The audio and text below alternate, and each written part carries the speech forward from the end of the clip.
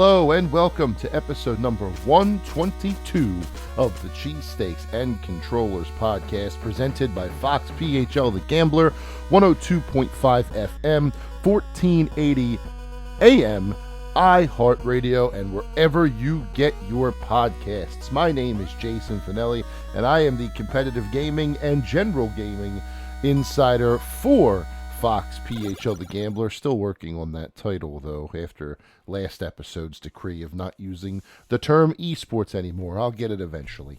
Competitive gaming and general gaming insider. That is a mouthful. Anyhow, I hope you're having a fantastic week this week, a fantastic 2023 so far. The game industry does not cease to be interesting, unfortunately, not necessarily always in the best of ways. The entire tech industry really is getting hit with massive layoffs at the moment, and it's scary and it's sad. So you see people that you like losing their jobs, and you feel for them, and you hope that they land on their feet.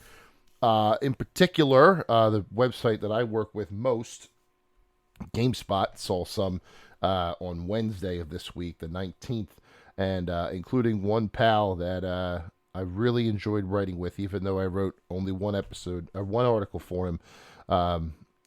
It's a shame. So if you're listening to this and you hear about those layoffs, seek out the people that were laid off. Every single one of them is dynamite, and you would be better for adding them to your staff if possible. But I just wanted to get that out of my system. Now that let's try and forget the travails of life and talk about video games, because that's the whole reason for this podcast as it is. So you may remember last year, around this time, I spoke about a website called Fantasy Critic, which is essentially fantasy video game industry, where players create their own studio and they draft games to be part of their studio, and based on their aggregate scores on OpenCritic, the studio that drafts the game receives points. Whoever has the most points at the end of the year wins the whole thing. I thought it was a fascinating spin on the fantasy sports genre and applying it to a different industry. I thought that there was a lot of interesting potential here, and now with 2 years under my belt, I continue to say that I cannot encourage the use of this platform enough. It is fantastic stuff, and I think that more people who are into video games should get into this now. So if you are thinking about perhaps making a league, you still can. The year is young.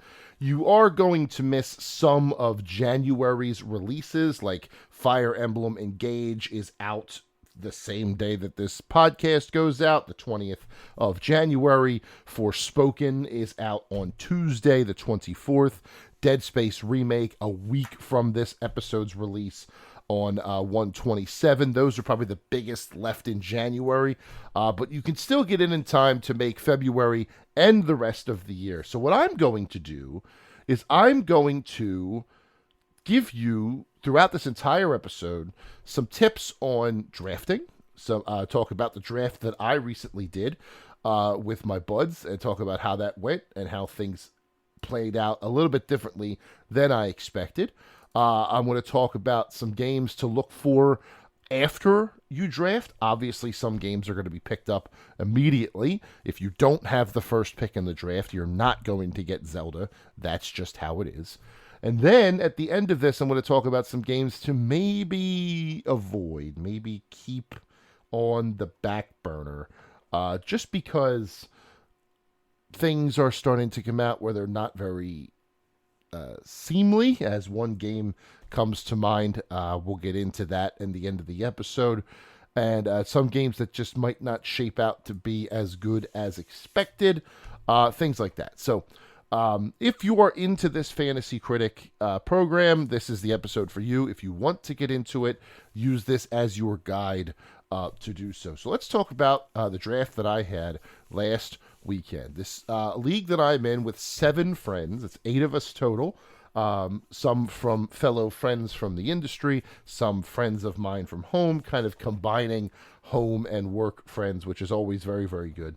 Our Discord chat talks throughout the year. We've really grown a strong rapport, and I do appreciate that. So, the draft this year, I came second. So the way that our league works is the order of finish in the previous year is the order of draft. So if you win the league, you get first pick in the draft, and any new folks slot in at the bottom of the draft. So our winner last year, I came in second. So our winner obviously took Legend of Zelda: Tears of the Kingdom first overall. If you don't, that's very like silly. What other sure? It's like Elden Ring from last year. There's no surefire. There's no other surefire like 90 aggregate score. It's just too easy. It's too easy. The only slight fear is if Nintendo gets delay happy again, like they have with previous Zelda entries. But I feel like this one, based on how they marketed it and when they first introduced it, I feel like that May release date is probably set. So if you're first pick in the draft, if you do a random draft order, hooray. If not, then enjoy watching whoever's first in the draft take that. But second immediately gets interesting because there are a couple of games that you could feasibly put in as the second pick of the draft. June, in particular, is loaded with multiple major releases. But then you have games that are slated for 2023 in the fall. In particular, Marvel's Spider-Man 2 comes to mind. But there's no set release date yet. And the fact that there's no set release date could give you pause. So they say it's going to come out in the fall. Is it actually going to make the fall? Could it bleed into the winter? Or, God forbid, become part of the first 3 months of next year?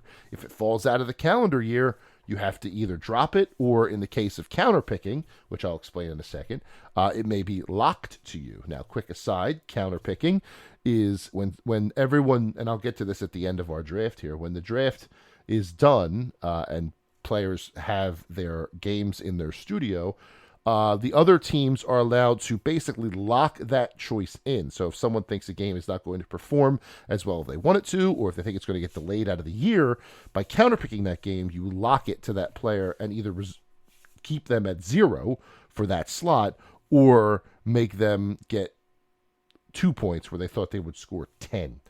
So it essentially just locks that player, that team, that game in place for the year. So I don't think no one's going to counterpick Tears of the Kingdom, because even if it gets delayed, and the 1% chance it gets delayed out of the year is not worth the 99% chance that if you counterpick it, you're going to be subtracted 30 points. But getting back to the second pick, that was mine, and I elected to go with Final Fantasy 16. I think it has a lot going for it. I think, obviously, people think core Final Fantasy franchise entry, and they think about 13 and 15, how they were good, but maybe not quite up to the standards of the franchise. This game, though, being made by the Final Fantasy 14 team and applying everything learned there into a core Final Fantasy entry, I think is going to give it huge, huge benefits and be a difference maker, making this game one of the best of the year. So that's why I ultimately went with it. But I had 3 games that I was tossing around in my head at slot number 2, both of which, the other 2 that I did not pick, going in the top 5. So number 3, third pick in the draft was Star Wars Jedi Survivor, a game that I personally did not have in my top 5, but I understand why it's there. The aforementioned Marvel Spider-Man 2 went 4th. That was one of the 3 I was considering. And then Resident Evil 4 Remake, 5th, makes a lot of sense as well. That game is going to be humongous, I feel. I feel like with 8 having come out and establishing some extra lore referencing Resident Evil 4, this new remake can build on that, perhaps expand the story a bit. I feel like that's a really good idea. So that Resident Evil 4 made a lot of sense at pick 5. Then the rest of the first round went Fire Emblem Engage, which has scored 13 points now that it's been reviewed. Hades 2, which is slightly risky, but if that one comes out this year, that will cash in. And Dead Space Remake, obviously are coming out in a week's time. Going to be a huge release. So the last pick in the draft was able to knock that out. Getting into the later rounds, you're basically just taking crapshoots at this point, because the interesting thing about the gaming industry is you never really know how good a game is going to perform until it's out. You could hear it could be the highest marketed, posters everywhere and huge trailers and major booths, cons, and all that stuff, and then it comes out and it's poop. Or it could be a game that flies under your radar and nobody really knows about until it releases, and then bang, it's the biggest game that was ever made.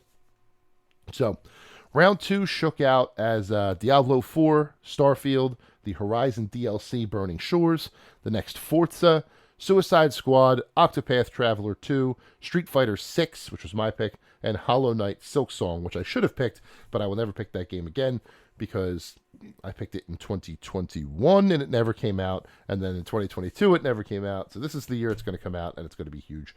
Also, too, it's a snake draft, so the reverse order in round 2. So the person who picked Dead Space Remake immediately followed it up with Diablo 4, which is a pretty good 1-2 punch, if you ask me.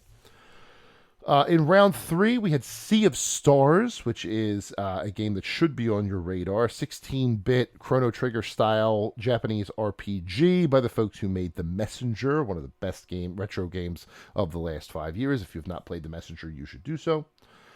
Next pick was mine, and I went with the Dead Cells Castlevania DLC, excuse me. And then next pick, this is going to sound weird for round 3, but if you dig deep and you do some research into what comes out every year, we have a rule in our league now where we have to pick a yearly installment. So at least one game has to be something that comes out every year: Madden, FIFA, etc. There are a few diamonds in that rough, and a couple of them went in the draft, including here in the 3rd round. That would be Football Manager 2024. Now, you're probably thinking, why the heck are you drafting a Football Manager game, the soccer simulation, soccer running simulation? You're not even really playing soccer, you're just running a team. Why would you rank that so high? Because perennially, it ranks in the mid to high 80s on Open Critic. It averages mid to high 80s, so you're looking at 15 to 18 points. That's pretty good. So to see it go so high may seem silly for someone that doesn't follow the industry, but if you look at their aggregates, it's a pretty solid pick. Getting 18 points out of a round 3, that's awesome. Next up is a pick that I think is going to end up, unfortunately, blowing up in the face of the person who picked it here. 4th pick of round 3, 20th pick overall. Went to a game called Atomic Heart by a studio called Mundfish out of Russia. And basically, since the draft has happened, the controversy about that game is starting to spiral, just based on the pro-Russian rhetoric that seems to be coming out about the game, and tensions are high surrounding Russia in the current age, and for obvious reasons, considering they're at war with another country, and they seem to be the instigators in that war. So I get the controversy. Will it affect its review scores? Technically, it shouldn't. But I do think that with enough controversy, the worry then is maybe it gets pushed back some more. Maybe, I don't know. It's a question mark. It's not one that I would have drafted in round 3 with hindsight now.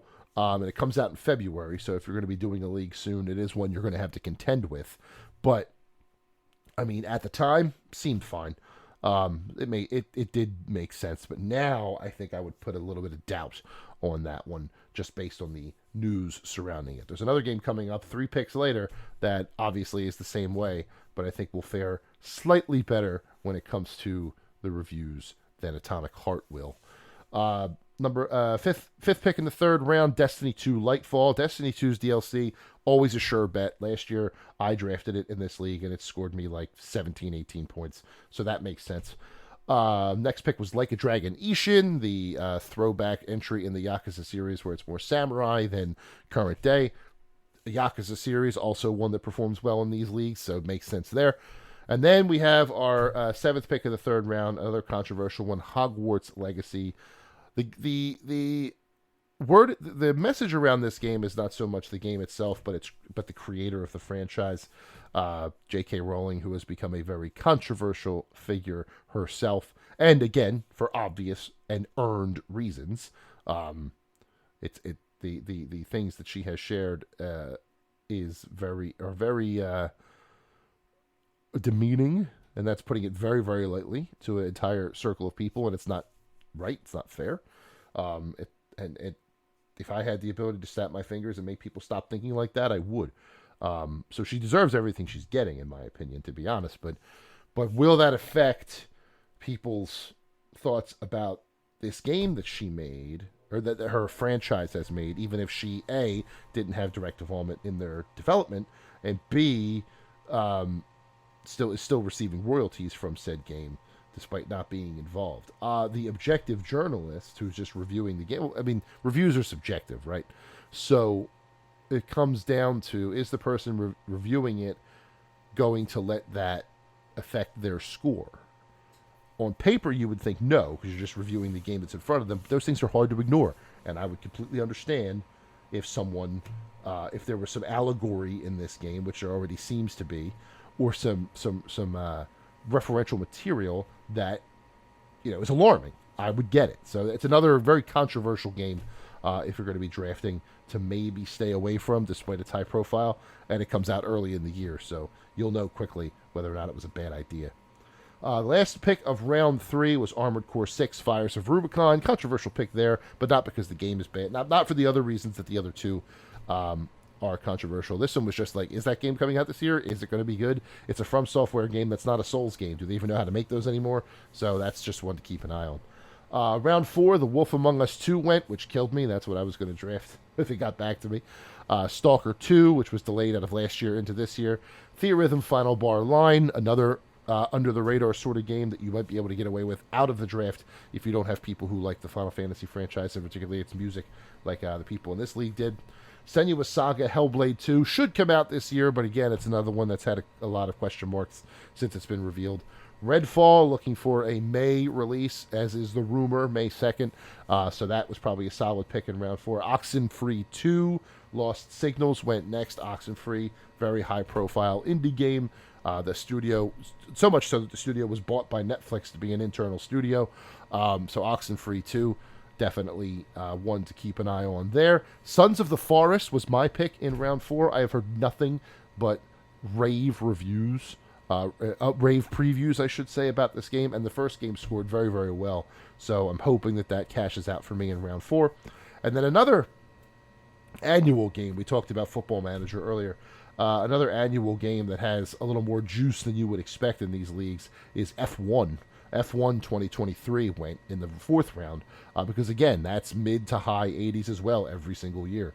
And then that person who drafted F1 followed it up with F1 Manager, so now they control all of the F1 video games.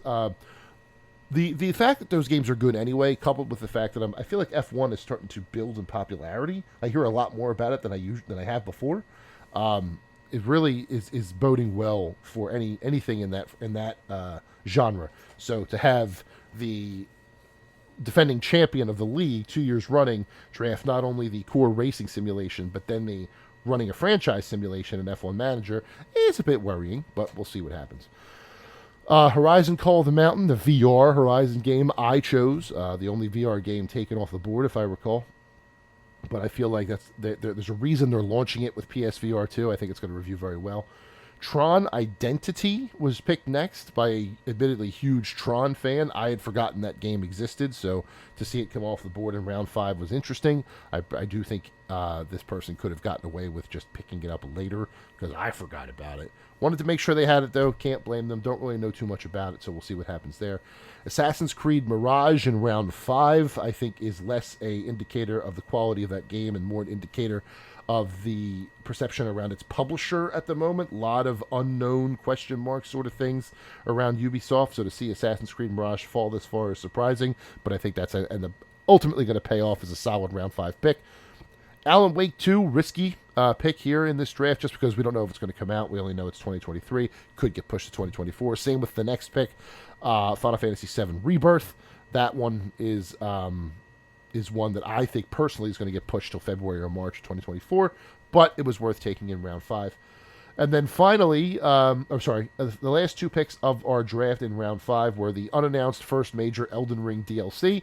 Elden Ring is that high profile that DLC that hasn't even been announced yet was drafted in this league, which is bonkers. And then Pikmin 4 was the, quote, Mr. Irrelevant of our draft, getting picked last. And then we went into our counter picks. So round 6 is all we go through the lists of what was previously picked, and we pick the ones that we think will either bear no fruit or bear negative fruit. Because when you counterpick a game, if it scores negative points for its publisher, it scores positive points for the counterpicker, and vice versa. So a lot of these counterpicks were games that we think are going to fall out of the year, or just generally not going to be good. So the first counter was Tron Identity, I guess because we didn't know about it. Alan Wake 2, because we think it might fall out of the year. Wolf Among Us 2, same thing. Redfall was an interesting counterpick. I'm not sure why that happened, but I'm curious to see what happens there. Pikmin 4, again, if that game comes out, I have a feeling it's going to be pretty good. So that was a risky counter pick there. The Elden Ring DLC was countered because it might not even come out. It doesn't even exist yet. I counterpicked Final Fantasy VII Rebirth as much as I love that game. If it does come out in 2023, I'm screwed, but I don't think it's going to. And then finally, the last counterpick was Armored Core 6. So that was our draft this year. I ended up with Final Fantasy 16, Street Fighter 6, Dead Cells Return to Castlevania, Sons of the Forest, and Horizon Call of the Mountain, with a counterpick of Final Fantasy VII Rebirth. And honestly, it's second pick of the draft. I feel like I did pretty good there, but we will see as the year goes on. Coming up in the next segment, we will talk about games to look forward to, or games that may be under the radar are worth some of your pickup times or even your late draft entries. And then there's a few games that maybe look good on paper, but the more you think about it, the more let's maybe avoid those. That's next segment. Stick around. All right, welcome back to Cheesesteaks and Controllers, episode 122, the Fantasy Critic Show. We're talking about fantasycritic.games. It's a fantasy video game industry simulation sort of thing where players create a studio and draft games and score points based on their aggregate scores on opencritic.com. You're probably wondering why do they use OpenCritic and not Metacritic, and that reason is pretty simple. It's because Metacritic doesn't allow folks to see their algorithm, so they can't implement it into the system. They would use Metacritic if they could, but they can't, so they don't. This segment, we're going to talk about games, if you do play Fantasy Critic this year, that might be worth checking out. Under the radar, sort of indie games that may be on the fringe, but if they do come out this year, are worth a pickup. And a couple of games that, including some we already talked about, that might give you pause if you decide to either draft them or try and pick them up. So the first one for an under the radar pick, I feel like the ranking for this game in the system kind of is affected by the fact that we don't really have a set release date for it, and this studio tends to release games towards the second half of the year. But it's one that I think needs to have an eye kept on it, and that's Mina the Hollower, which is a roguelike adventure game by Yacht Club Games. Yacht Club, obviously, friends of the show, with Celia Schilling coming on multiple times. It was estimated to be coming out in December of last year, but right now it's only being picked up in 36% of leagues. Its draft position is the end of drafts where it's drafted, and then people pick it up when it is no longer when the draft is no longer happening. And also, too, it seems to be counterpicked 20% of the time. So if this game comes out, not only do you have a chance to pick it up now, but it may entice someone to use a counterpick that'll end up biting them in the butt. So I do think that Mina the Hollower is one that needs to be considered for either late draft or a pickup after the draft, because it's one that really could surprise a lot of people if it does launch. The big question, obviously, is whether or not it's coming out. If it does, you're going to score points, because Yacht Club has consistently scored a lot of points. In fact, 2 years ago, Pocket Dungeon released late in the year, like December, and it scored so well that it decided some leagues, as was described by when I interviewed the creator last year. He said that the Pocket Shovel Knight Pocket Dungeon swung some leagues for whoever ended up drafting them and had the foresight to do so. So keep that on your radar as one that you should pick up later on. Another one, too, is an indie game that I feel like sometimes has all of the hype in the world behind it, and sometimes people completely forget. But it looks very, very good, and that's Planet of Lana. Now, Planet of Lana has had a couple of trailers come out that have just been absolutely gorgeous, like living paintings, which makes sense because the art style is that of a hand painted, sort of like very colorful, whimsical look. But it's a sci-fi puzzle adventure game with a young girl and a loyal friend just going through this colorful world of machines and creatures alike. Published by Thunderful, it's scheduled to come out in Q2. Current hype rating on Fantasy Critic is low, 10.5. But I feel like with one or two more trailers, that could flip on its head and become one of the smash hit, under the radar indie games of the year. So one to keep an eye on there as a potential pickup once your draft is done. Because again, not drafted very much, 16.1% of leagues where it's eligible, it has been drafted with an average draft position of 35.9. So we're talking late fourth, late fifth round for leagues that have more than 8 teams, or leagues that do have 8 teams. We're talking, fifth round. So that's definitely one to think about as well. Not getting counterpicked as much as Mina the Hollower, 8.4% counterpicks, but I have a feeling that the more we learn about this one's going to become a highly sought after game, and one that should be firmly planted on your radar. The next couple ones all come from a single PlayStation trailer that dropped earlier this week about games coming to PS5 and PC this year for PlayStation. And there were 2 in particular that I thought to myself, I forgot all about those games. But they are I think they are meant to come out this year, and they're ones that we should keep an eye on. The first one is Pacific Drive. Pacific Drive is a first-person driving survival game where you have to maintain the car as you're driving through this weird, like, cryptid, supernatural world. You have to get out and fix things. You have to stay moving to avoid the horrors around you. It's obviously set in the Pacific Northwest, hence the name Pacific Drive. The name of the area is called the Olympic Exclusion Zone, which just sounds very welcoming, doesn't it? This game was first revealed during a State of Play, PlayStation State of Play in September, which makes sense that it would appear in a PlayStation trailer. And it really was intriguing, but I forgot about it. Right? You forget about those quick trailers that come out real quick, and then you go back and look, and you're like, whoa, I forgot how cool this game was. So Pacific Drive by Ironwood Studios, that's another one that might get you a couple of extra points that you may not have expected in your list this year. Taking a look now to see what its, right now its hype factor is 0.4, and it's only been drafted in 1.1% of leagues where it is eligible. So a lot of people are sleeping on this game.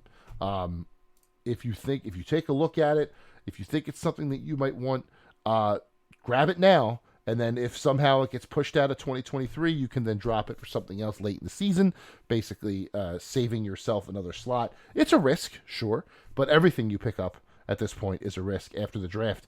So that might be one to keep your eyes on, as is a game called Stellar Blade. So Stellar Blade, again, I think this debuted actually at the exact same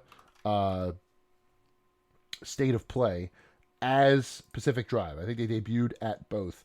But this one has a little more hype surrounding it. This one is by a Korean studio, an action, third-person action game, not unlike, a Souls game or something like that. So you're looking at sort of that realm of action, if that's your thing.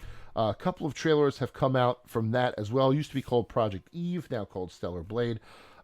This action, though, as opposed to a Souls game where it's like a mixture of movement and strategic combat placement, this one's all about deflecting and evading. So there's a lot of precise timing to do combos and, use your unique skills and stuff like that. Developer called Shift Up, again Korean based, their first ever game. Just seems to be a decent amount of hype surrounding this one. 10.6% of leagues where it's eligible have picked this up. That's not a lot. However, it has been counterpicked in 22.8 of leagues where it has been picked. So this could be another one where you put it on your roster. If somebody counterpicks it on you, the worst you can do is 0, because if it comes out, it really looks like it's shaping up to be a solid game. So one to keep an eye on also. If you're looking to draft something in the later rounds, or even pick it up after the draft and you need something to bolster your roster, and you're willing to take a little bit of a risk on it. Now, based on the top hyped games in my particular league, so these are games that are not drafted, not picked up yet as of recording, games that I think might not perform as well as hoped. There are 3 in particular that I am looking at. The first one is the DLC for Cyberpunk, Phantom Liberty. I do think this game comes out this year. I think Idris Elba being part of it is good. I just, when it comes to Cyberpunk, am having trouble trusting CD Projekt Red. This could be their make good. This could be where they come back and say, hey, we know we screwed up. This is what we want. This is what the quality of the game should have been.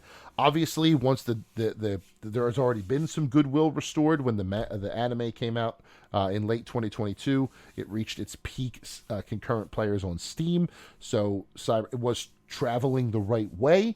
But Phantom Liberty for me is either going to be a huge boon for the game, and it'll put it where it belongs in the first place, or it could be yet another nail in the coffin for them. So it's a tough one to gauge. I don't think it's worth a draft pick. If you think it's worth a pickup once the release date is announced, then go for it if you want to see another trailer. But I don't think it's one that should be drafted in your top 5.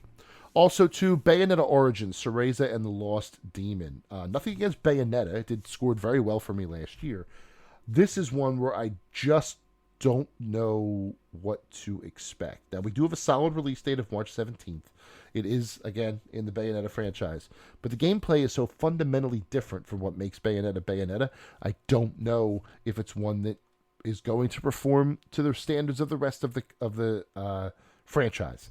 So hold off on drafting it, even though you see Bayonetta, unless you have a really deep or really big league. It may be one to draft in the later rounds, but as far as picking it up or adding it to your roster, maybe wait a little bit until we get one more Nintendo Direct, let's say, to see if we see more trailers for it. So far, it's been drafted in 40% of leagues where it's eligible. Average draft positions 23.3, so we're looking at 4th round with 8 teams. Third round with 8 teams, 4th round with 6. But counterpicked in a third of those leagues. So trust is not very high on that one either, despite it being so close to release. Just something to keep an eye on there.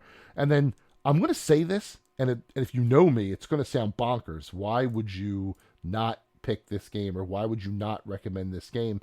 And it's simply because I just don't think it's going to come out in 2023. That's Tekken 8. For whatever reason, I think Tekken 8 is a 2024 game. We'll see playable demos for it. We'll see countless trailers. But I just don't know if it's going to make this year. We have seen some of it, but not enough of it to think that it's actually going to drop. Now, if I'm wrong and you get a release date, then pick that thing up. Pick it up immediately, because it's going to be gangbusters. Tekken always is. But until I see that solid release date, I would hold off on Tekken 8, because I am not entirely sure that game is coming out in 2023.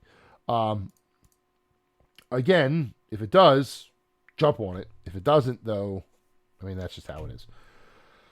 And then if I had to pick one more to maybe pump the brakes on a little bit, I would say, I don't know, there's some really good stuff here. And most of the things that I would say is just because I don't know if these games are coming out. Like Dragon Age Dreadwolf is TBA 2023, but it could be pushed.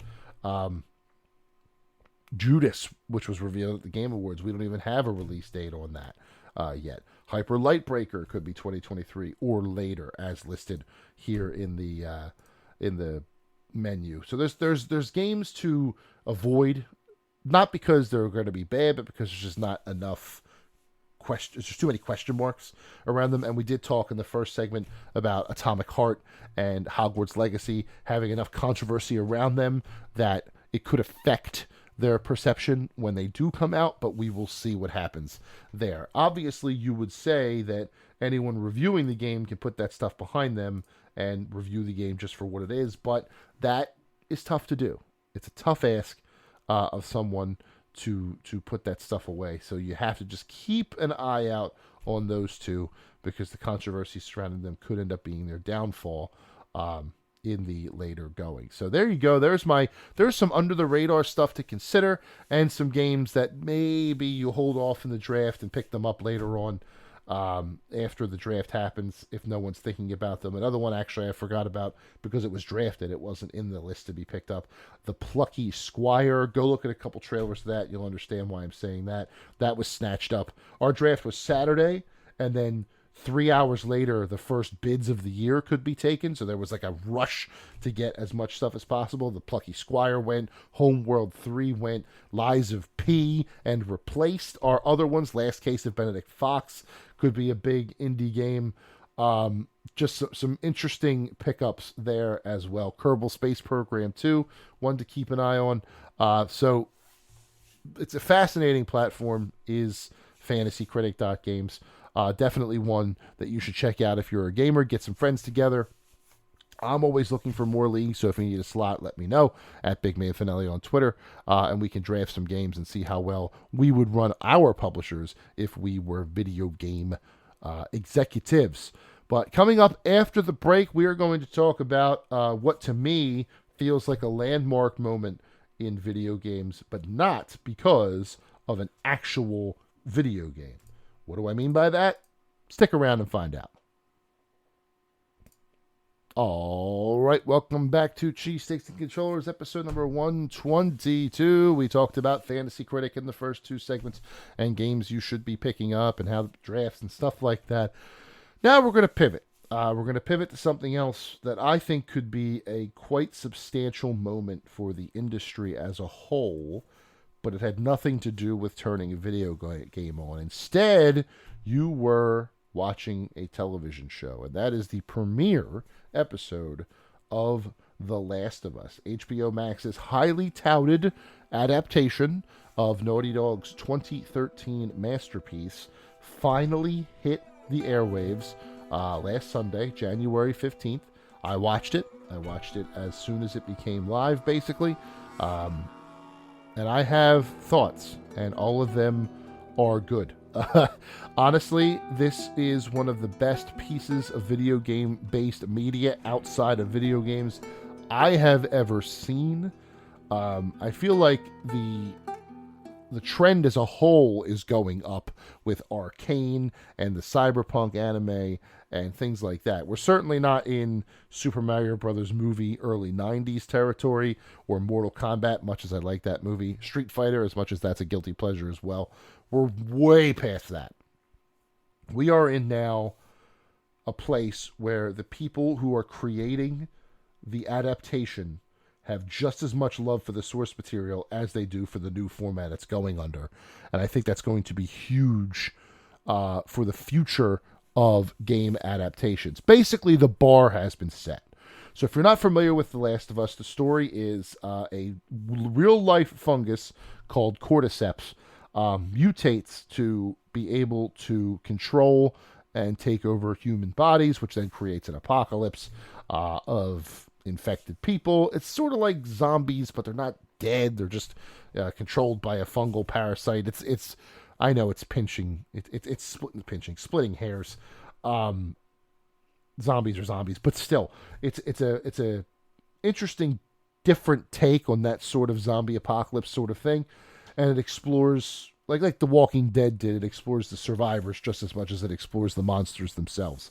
The difference is the game was brutal, and the show in its first episode does not skimp on that brutality. The first 25 minutes of this episode save for additions to the story that flesh out and embellish the characters involved, are essentially the same as the game.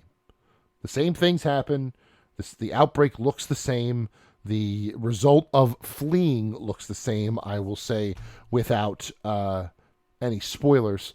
All of that stuff happened in game. So it's interesting. Like, I feel like this is my Game of Thrones moment, right? So Game of Thrones I never read, and I came into it way late. When I say way late, I mean I binged 1 through 7, seasons 1 through 7, before 8 started. That's how way late I was to the Game of Thrones party. This here, now I am in the position where I know the source material. I've played The Last of Us twice. I'm familiar with the story. I've watched some critical scenes to get back into the swing of things. And based on this first episode, they're going to nail it. They're going to absolutely nail it. I feel like everything that they have done in this show, from the story beats that they're keeping to the embellishments, not the embellishments, the expansions making sense, to the framing of certain shots being like they were taken out of the game, is phenomenal. And there's just so much evident care and thought put into this project that it's going to be very difficult to ignore the further it goes on. Now, I understand that people are watching the whole thing already. Like, they already have it. They already know. They're going to review it at the end of the year, what have you. And I understand that the third episode is where things get weird. I have some people telling me on my feeds that the third episode is not just the best episode of the show, it's the best episode in television in a couple years. Just the way, I don't know what makes it that way. I have not been spoiled. It's not this coming week, obviously. Episode 2 is this coming week, so it's the week after. Maybe we'll revisit this in 2 weeks on episode 124. But goodness gracious, I am excited. And watching Pedro Pascal and Bella Ramsey, more so Pedro Pascal in this particular episode, just because of the way the story played out. But then to see their immediate interactions with Bella Ramsey. I love Anna Torv as Tess. That was a inspired decision. I have a feeling Nick Offerman, is that right? Nick Offerman as Bill later on down the line is going to be very, very good. I think my favorite casting choice, though, just because of what it could possibly mean for future adaptations, is Merle Dandridge as Marlene, the leader of the Fireflies. And I say that not because her performance is like wall-to-wall better than the other ones. She's right there with them. Pedro was a great Joel. Bella Ramsey's a great Ellie. But because Merle Dandridge, for those that don't know, also played Marlene in the game. So she has full familiarity with this character. She knows Marlene in and out. She played her 10 years ago, and she's playing her again now. That is awesome. And I hope that future adaptations of video games into movies or television continue to do that where they can, because it will only make the entire thing seem more authentic if you use the people, as long as they translate well to the medium, right? Like, I love Mark Hamill. Mark Hamill's one of my favorite people in the entire world, as far as, acting is concerned. But I do not think that Mark Hamill would be a convincing live-action Joker. I don't. He's the best voice of Joker, don't get me wrong, but I do not think he cuts the visage at this current time, or really ever, I guess, of what the Joker should have been. So in that particular instance, or other instances like that, it doesn't make much sense. Like, if I ever became a voice actor for a guy with like big muscles and an Adonis style body and like, that's, I don't look like that. I would never play that person in a live action show, nor should I. But if it can happen, if you can make it work, then it needs to be done. Merle Dandridge is a precedent for video game adaptations that I am all about. And based on her performance in the first episode, she's going to be another high bar to climb, because she is excellent. I cannot wait to see how that continues to build, how that continues to evolve, because that whole dynamic is amazing. And just based on the coming this season in The Last of Us, a little preview they did at the end. Just some scenes that I'm seeing and some things that I'm picking up. And I, if I could make a prediction for the end of the season, so for those who have played The Last of Us and know how that story goes, I have I'm probably wrong about this, but I have a sneaking suspicion, small sneaking suspicion, that there's a shot in the opening previews of that preview at the end of the episode of this season on The Last of Us, where you see Pedro as Joel pick up his gun and start to aim it, and he's got green walls all around him. It looks like the hospital. It looks like St. Mary's from the end of the game. I think that shot is going to be the last shot of the year, and I think what happens in that hospital is going to start season 2. It's going to be an awful cliffhanger, and we're all going to be really mad about it, but I just think that that's where this is going to go. I could be wrong, that I could end up watching this whole season and having it end the same way, but as the game did, as the first game did. But I don't know. I think if they wanted to hold that cliffhanger and make the first episode of season 2 the hospital and then follow the aftermath after that, I could see that happening, right? It will be reminiscent of how the introduction of Negan was stretched out from the end of season 6 to the beginning of season 7 of The Walking Dead, where he came out, he made a speech, he hit someone, and then you didn't find out who he hit until the opening episode of the next season. I could see that. It would kill me in a oh crap really sort of way, but oh man, that would be awesome. That would be so cool. But again, I don't know. I know screeners are out there. I don't have one. I would love to have one if you're listening. Hey, let me listen to your show. Let me watch your show. But yeah. But truth be told, all things considered, and I know it's one episode. I'm being hasty. They're not all going to strike me like this.